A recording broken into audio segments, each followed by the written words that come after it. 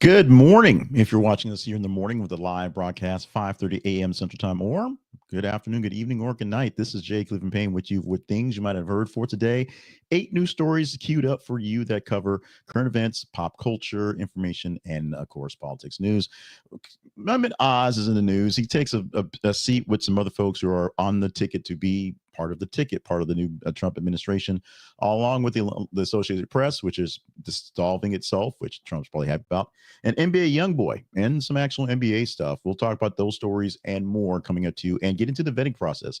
How do we actually come up with the ideas for these stories? They're pretty simple. We'll explain it to you in a bit after we go through the headlines, but basically, we aggregate stories. You vote on them to tell us which ones are most worthy of talking about, and we pick from the best ones from there.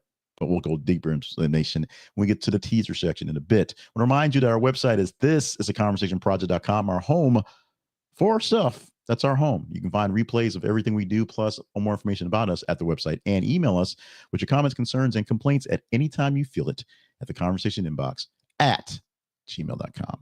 Right now, if I have not said it so yet, and I don't think I said it yet, today is actually Wednesday, November the 20th, 2024. The stories listed here, 8 stories, no particular order. They just happen to be how they turned out after we did the shuffle and went through all the stories that we had a chance to look for engagement. Top half of stories from yesterday. We'll explain all that in detail in just a bit. Let's start off right now and get Donald Trump out of the way because he's kind of always there.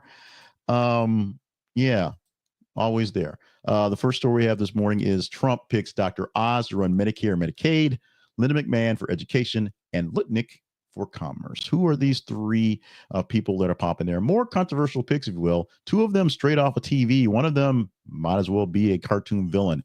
Well, starting off with Dr. Mehmet Oz, a celebrity doctor and former Senate candidate, has been named to lead Medicare and Medicaid. Critics have questioned Oz's lack of direct healthcare administration experience, so there's an issue there. Linda McMahon, the former WWE executive and actually a fairly good businesswoman and has been in the Trump orbit for a long time, will join the cabinet being tasked as Department of Education head. How educational is she? We shall find out. Also, Howard Lutnick, the CEO of Cantor Fitzgerald, to head Department of Commerce, a business guy and run business guy.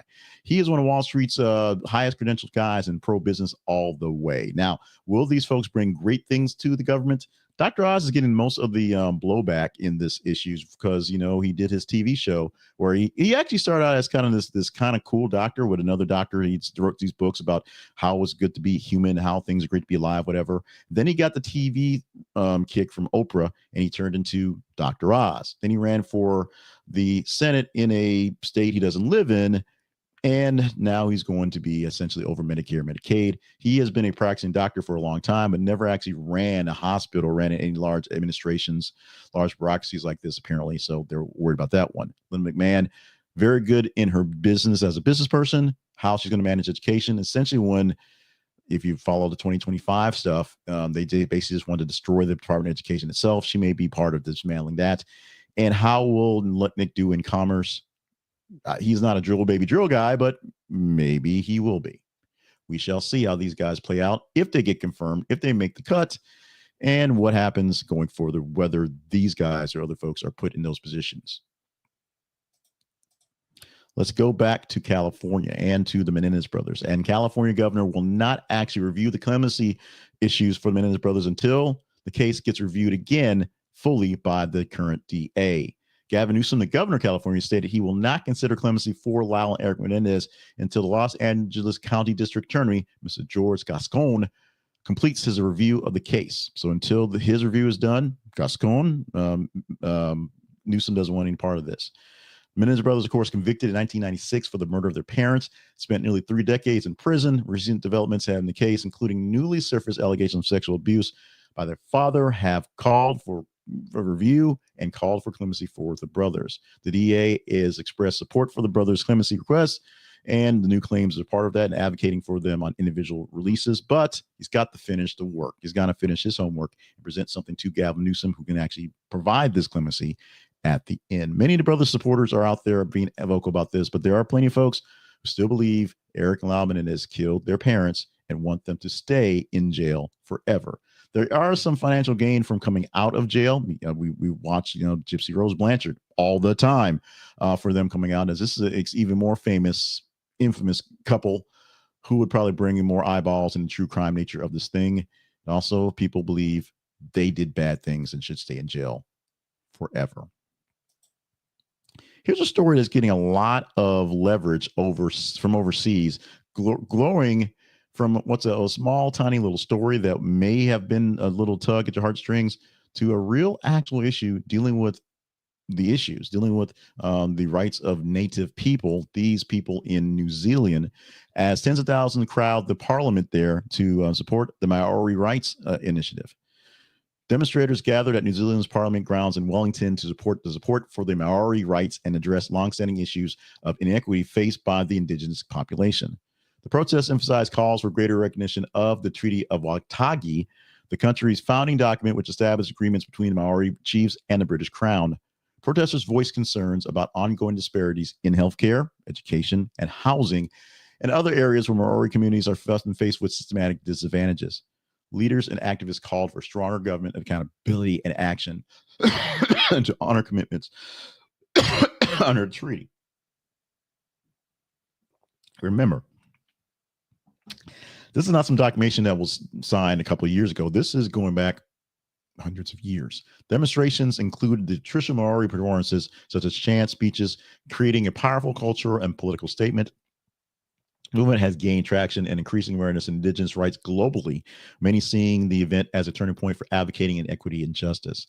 Government officials acknowledge the scale of protests, but stress the complexity of advising the deeply rooted system that they have going forward. It's a lot to dig out through and straighten out. So it's not an easy fix. So it's not as simple as, here you go, Maori, have more beads and have more guns and have more liquor. It's not that simple.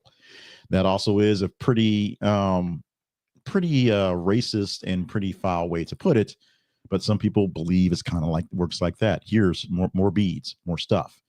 This is the long-standing tradition of imperials coming in and colonizing. We've seen it here in the States. We've seen it in many other places. We shall see what happens as this very small community, New Zealand, is dealing with this on a larger scale where the world is literally watching. And if you're watching us live or in a replay, leave a comment and let us know where you're watching from, how you're enjoying what you're doing or not enjoying what you're doing. And we can do our best to do better forward. Before we hit our break, let's get to the story from the AP it's from the Guardian about the AP. AP actually did address this as well. We used the Guardian story because it seemed like a better write-up for it. And the editor from the internet agrees, our chat GPT editor. The headline for this story at number 4, Associated Press to cut 8% of staff through layoffs and buyouts. This was actually our teaser story for yesterday. We'll talk about that in a bit and how teaser stories make a difference from you guys. The 8% of workforce will mark a significant shift in media consumption for AP, how you get it and who's going to give it to you. The reduction will be a mix of voluntary buyouts, people who actually are going to leave anyway, and some layoffs. About 200 employees total across the various departments across all of AP. AP is a very large, sprawling organization itself. So 8% is a pretty big chunk. 200 people is a nice big number of folks, but there's still a lot of folks who will survive this one cut, not saying that more cuts are coming. Broader cost cut efforts, as I said, is going to happen because traditional revenues aren't working. Ad revenues aren't working. Buyers from their actual news service aren't working. Newspapers, broadcasters aren't paying the cost for AP as a news service, and general people out there don't want to pay for stuff. There are some donations, some people wanting to give to what's going on, but it doesn't really work that way, at least not traditionally. The CEO, Daisy Verschinsam, expressed her regret over the decision, but emphasizes the necessity to ensure AP's financial health and continue commitment to high quality journalism. You've got to kill some of the infected pieces so your whole body will survive and hopefully grow them back better than ever. We shall see. News is turning into a whole different ball game, and now that Donald Trump will be back for a second term, one of his biggest enemies is essentially the news media, even though he's picking all these people from TV to be on his cabinet. We shall see if his battle with the fake news, with the news media, the mainstream media, whatever he wants to call them, will continue as they are. Take a quick pause from the news. 4 more stories to come in a moment. But first, want to remind you that if you're enjoying what you're seeing here, we love you to help us out and give us thumbs up by liking what we're having here, or the heart based on whatever platform you're watching on this. We're on YouTube today, and we're on Facebook because Facebook worked this morning, and on X with the live presentation. It's currently 5:41 in the morning Central Time as we produce this stuff straight out of Little Rock, Arkansas. So if you're enjoying this on a live feed, definitely hit a like right now so we know what's happening going forward. Comment on us in the comments so we know what's going on. Share in the chat. We also need you to, along with liking, so that people see this for algorithm purposes, share the broadcast with other folks. You know, people who like-minded news like we presented. We present you today 8 pretty distinct news stories that are interesting and might get lost in the shuffle for people who want to be informed. Share it with folks who like that type of stuff, and maybe they will like it as well. And if you all like it and you're not subscribed to our stuff, subscribe to the feed that works best for you, whether it's the Facebook, the X, or the YouTube feed for this show here, whether it's the TikTok for the news clips that we have for clips of these things for this show here. Like, share, and subscribe so we have more people in our conversation, more great things coming. We will talk about some great things coming in the next couple of days as we prepare for taking a bit of a break next week for Thanksgiving. But right now, because we need a bit of a break, I want to make sure we go into the break with as many things in the can that we can and we know we can deal with, and having many more subscribers to check out what we have going on for what will be mostly best of type stuff for Thanksgiving week. We can appreciate your help getting those folks into our kitty for that. Back to the news. Story at number 5 this morning. University of Iowa fraternity suspended after 56 pledges found in basement during alleged hazing. This fraternity has been suspended. 56 guys in the basement during hazing. The pledges were reportedly subject to physical and psychological stress, as they tend to do. Some allegedly forced excess drinking, others demeaning activities, as they tend to do. The university immediately placed the fraternity on interim suspension while investigating the allegations in collaboration with local law enforcement. It follows a broader trend of scrutiny on Greek life organizations nationwide. Universities taking stricter notes of what's happening going on.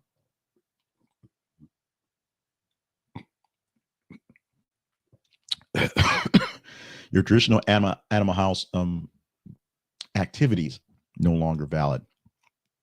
These pledges were reportedly rescued following an anonymous tip to university officials, which prompted pretty swift intervention. Some students now face voluntary disciplinary action because they were involved in this one, and criminal charges because they were just that bad. University officials reaffirmed their zero tolerance policy on hazing and pledged themselves to enhance oversight on campus organizations to prevent such incidents in the future. 56 guys going through a hazing program at a university. I guess University of Iowa is large enough that you have that many folks in a pledge class at just a general fraternity, but 56 guys sitting in the basement being hazed, that in all sense of excessivity, that seems even massively excessive.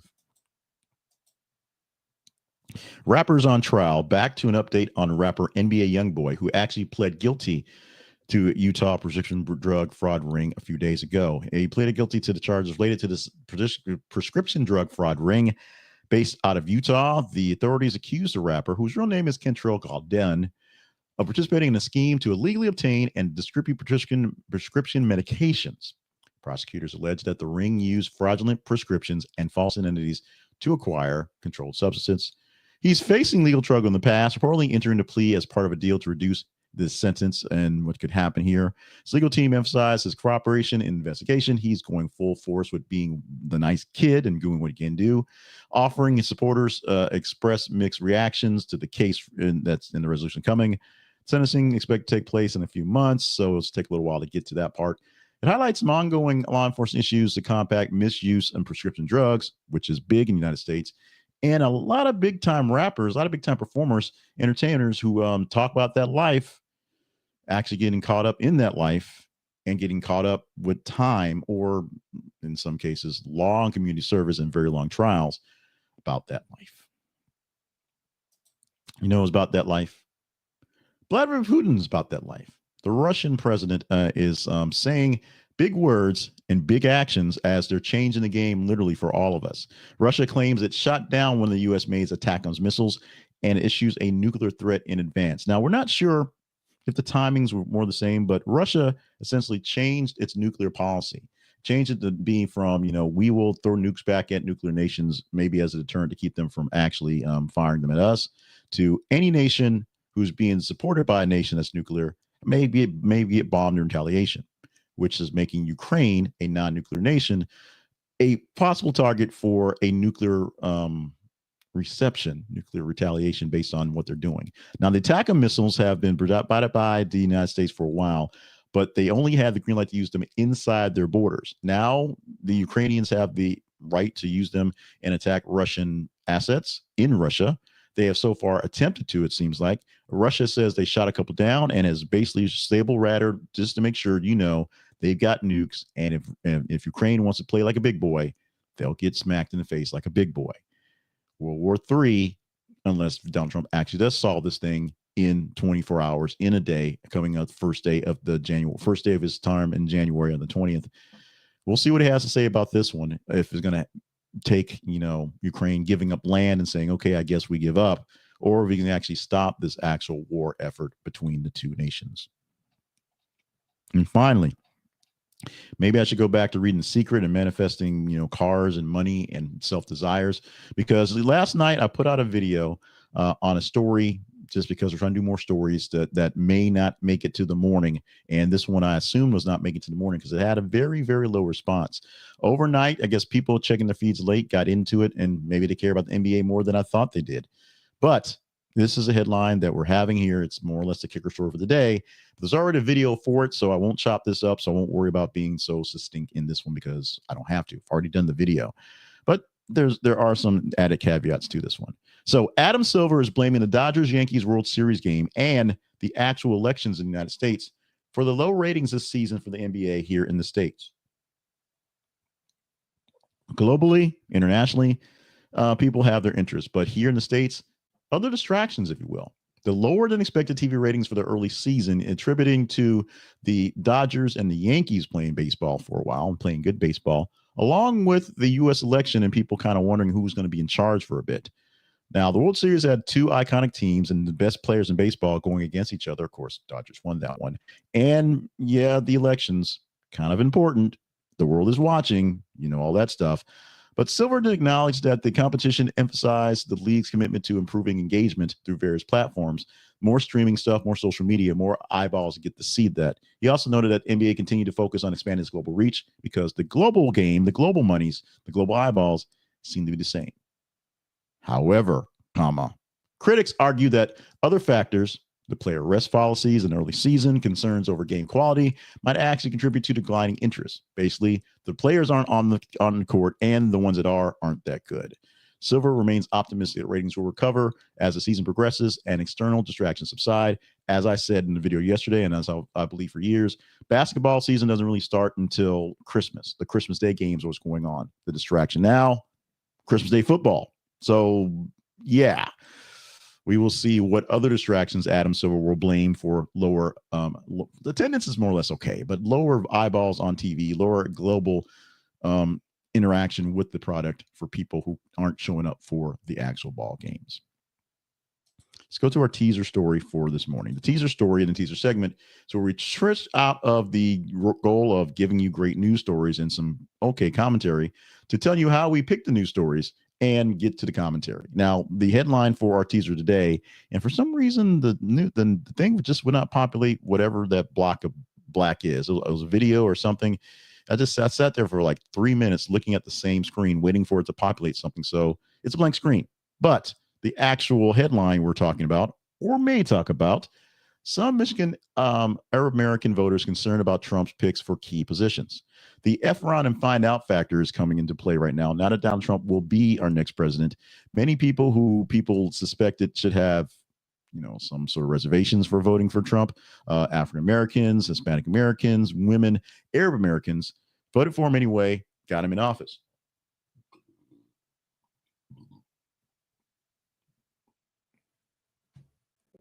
And now that they're hearing some of the things that he said was going to happen,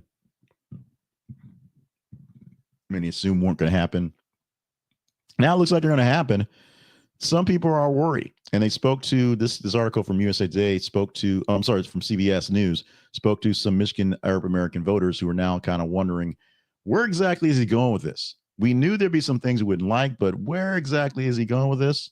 We can talk this one up tomorrow if you give it the engagement that you think it deserves. Follow us on our feeds. Our feeds are links on Facebook, X, and also on Threads. I didn't realize that still said Twitter. I need to change that one and scroll as well. Facebook.com/This Is Conversation Project.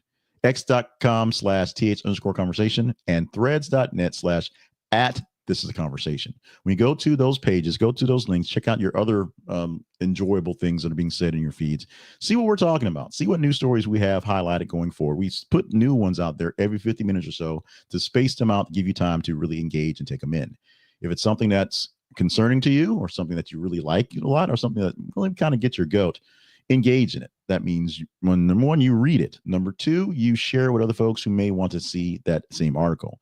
You comment in the comments, you click the emoji of your choice based on the actual situation, based on which feed you're looking at, to show that you're engaging in this story. The higher story gets engagement, the better chance you have of talking about it. Tomorrow, we will take 8 stories from the top half of stories in the day. It'll be about 15 or 16 within the 30 or so stories that we'll post throughout every 50 minutes today to give it to you. So that's how we get 8 stories into this queue, because we picked them from about 15 stories, the top half of stories you thought were good. It was amazing how this Adam Silver NBA thing wasn't very good when I posted it before I went to bed, but woke up this morning and you guys overnight liked it enough to bring it up to the forefront. Yesterday, one of the stories in the queue, the teaser story, there's only one teaser story. A story that was in the queue was Associated Press cutting 8% of its staff. We talked about it today. You thought it was interesting. You thought it was engaging. So we talked about it. Our sponsor for today is AppSumo, who is doing what they can to save you money as an entrepreneur, as a freelancer, as a person who needs to get business done. They have great tools and great website affiliations for subscriptions and for getting things done that they'll give you great prices on. They have work deals with these new up and comers to try to break into the market by giving you these lifetime deals so you have them forever. And I mean forever, forever, ever, forever, ever. And Black Friday drop 1, this full week is a full week of Black Friday drops, and a second week of Black Friday drops coming on the week of Black Friday, Thanksgiving. So get in on these deals right now as you get an extra 10% off these drops here that are already so well discounted, you can't believe they're actually legal terms.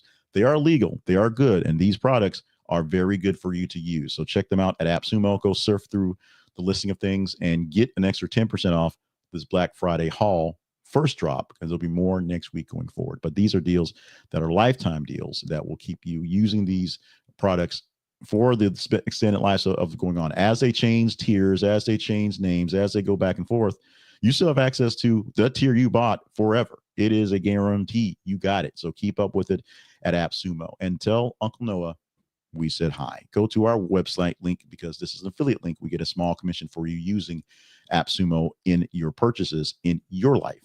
Go to thisistheconversationproject.com/AppSumo. This is theconversationproject.com/AppSumo, and get in on the deals, especially with these Black Friday deals today, literally today.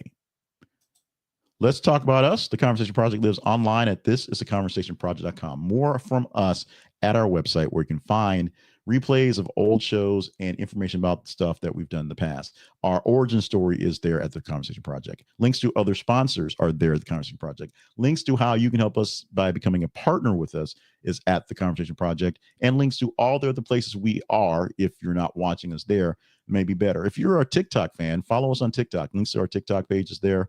If you're on YouTube or X, or however you're watching us, you can see us in other places by clicking the links at our website. The most important thing about the promotion part here is remind you that our feeds are there 24/7 for you to engage in and tell us what stories to talk about. Follow us on our feeds and engage in stories that are more engaging to you. In the meantime, while you check out the website, email us at the conversation inbox at gmail.com, or become a partner that gives you other ways to link directly to us. Tell us what you need us to know so we can get better and do better, because every day it's about getting better and doing a little bit better. So we thank you guys in much, much advance for your time, your effort, the stewardship of your funds to help us get things done, and just being news nerds for the time being, because it's all about that type of stuff here. And the time being is up, because the time being over for things you might have heard for Wednesday. November 20, 2024. My name is Jay Cleveland Payne. Thank you so much for joining us for this jaunt around the news world. It may be a small jaunt, but these are some stories that you probably missed out on because they've been talking a lot about Trump and a lot about Gates and a lot about Oz and a little bit about Linda McMahon and a little bit about Hitchbeck, just him in there. Not so much about Marco Rubio, but a whole lot of noise and a lot of effort going to Trump's picks for the cabinet, picks for his staff, picks for folks to help him get the job done. That other things may be getting missed, and you might want to have some announcement of those things. We provide that for you, plus commentary that hopefully is more or less straight down the middle, if you will. I tend to be right of center, so not too far wacky either way. But you can be the judge of that as well. Email me with your comments and concerns or complaints to the conversation inbox at gmail.com. Join us again tomorrow for a Thursday edition, another fun day edition. As we say, we'll talk more about it in the next coming days, more tomorrow, and then a whole bunch of it on Friday about our time off we're going to take for Thanksgiving. We're not going to be completely gone. We're going to just we'll be away from the massive $1 million studio. So getting things done and obligated family time and stuff like that will make it hard to get things done and sit in my office and skulk and run for my family because I won't be near my office. But we'll have plenty of fun stuff for you and plenty of engaging and newer news stuff for you just for the week. So check that stuff out. In about 5 minutes, we'll turn this thing around and give you things you might ought to know. So stick around for that. If you're watching this live in whatever feed, you will see it pop up live in your feed in a few minutes. Otherwise, have a great day. Stay thirsty, my friends.